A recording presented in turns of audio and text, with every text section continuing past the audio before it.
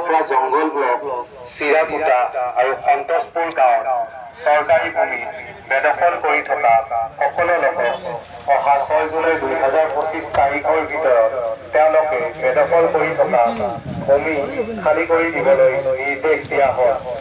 আপোনালোকৰ জ্ঞাতাৰ্থে জনোৱা যায় যে উপৰোক্ত সম্পৰ্কত চাপৰ চক্ৰ বিষয়া আজিয়েই যোগাযোগ কৰিবলৈ নিৰ্দেশ দিয়া হ'ল।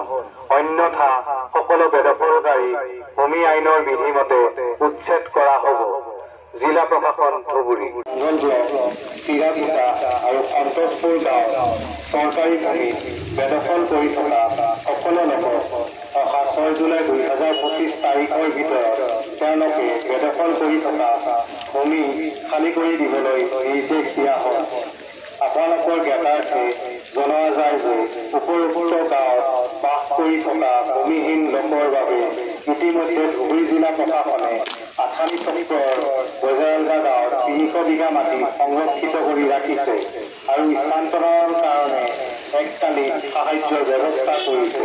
গতিকে সকলো ভূমিহীন বেদখলকাৰীক উপৰোক্ত সম্পৰ্কত চাপৰ চক্ৰ বিষয়া আজিয়েই যোগাযোগ কৰিবলৈ নিৰ্দেশ দিয়া হ'ল।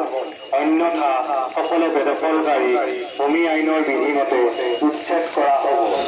জিলা প্ৰশাসন ধুবুৰী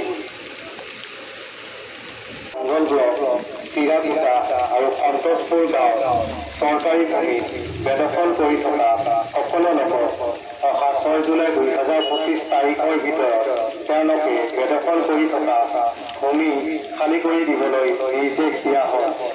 আপোনালোকৰ জ্ঞাতাৰ্থে জনোৱা যায় যে উপৰোক্ত গাঁৱত বাস কৰি থকা ভূমিহীন লোকৰ বাবে ইতিমধ্যে ধুবুৰী জিলা প্ৰশাসনে আথানি চক্ৰৰ বজাৰগা গাঁৱত 300 বিঘা মাটি সংৰক্ষিত কৰি ৰাখিছে আৰু স্থানান্তৰৰ কাৰণে এককালীন সাহায্যৰ ব্যৱস্থা কৰিছে। গতিকে সকলো ভূমিহীন বেদখলকাৰীক উপৰোক্ত সম্পৰ্কত চাপৰ চক্ৰ বিষয়া আজিয়েই যোগাযোগ কৰিবলৈ নিৰ্দেশ দিয়া হ'ল। অন্যথা সকলো বেদখলকাৰী ইয়াত প্ৰায় 3,500 বিঘা মাটি APDCLক হস্তান্তৰ কৰা হৈছে পাৱাৰ প্ৰজেক্টৰ কাৰণে। গতিকে এতিয়া আপোনালোকে গম পাইছে সেইদিনা আমাৰ অনাৰেবল মুখ্যমন্ত্ৰী ডাঙৰীয়াও ইয়াত আহিছিল আৰু তেওঁ কৈছে যে অতি শীঘ্ৰে এই কাম আৰম্ভ হ'ব ইয়াত।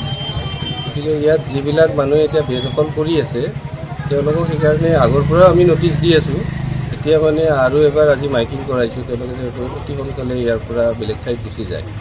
আৰু ধুবুৰী জিলা প্ৰশাসনে অলৰেডি আমাৰ মাননীয় আয়ুক্ত জিলা আয়ুক্ত মহোদয়, তাৰপিছত আমাৰ ADC বাইদেউ, CDC বাইদেউ ইয়াৰ পাব্লিকৰ লগত সদায় মিটিং কৰি আছে আৰু তেওঁলোকে আমি অলৰেডি আটানী চাৰ্কুলত বইজাৰ এলগাত যিবিলাক ভূমিহীন মানুহ আছে ইয়াত বেদখলকাৰী আছে তেওঁলোকৰ কাৰণে 300 বিঘা মাটি সংৰক্ষণ কৰি ৰখা হৈছে আৰু তেওঁলোকে তাত গ'লে মানে যি খৰচ পাতি হ'ব তাৰ কাৰণেও চৰকাৰে এককালীন সাহায্য এটা দিম বুলি অলৰেডি ঘোষণা কৰিছে।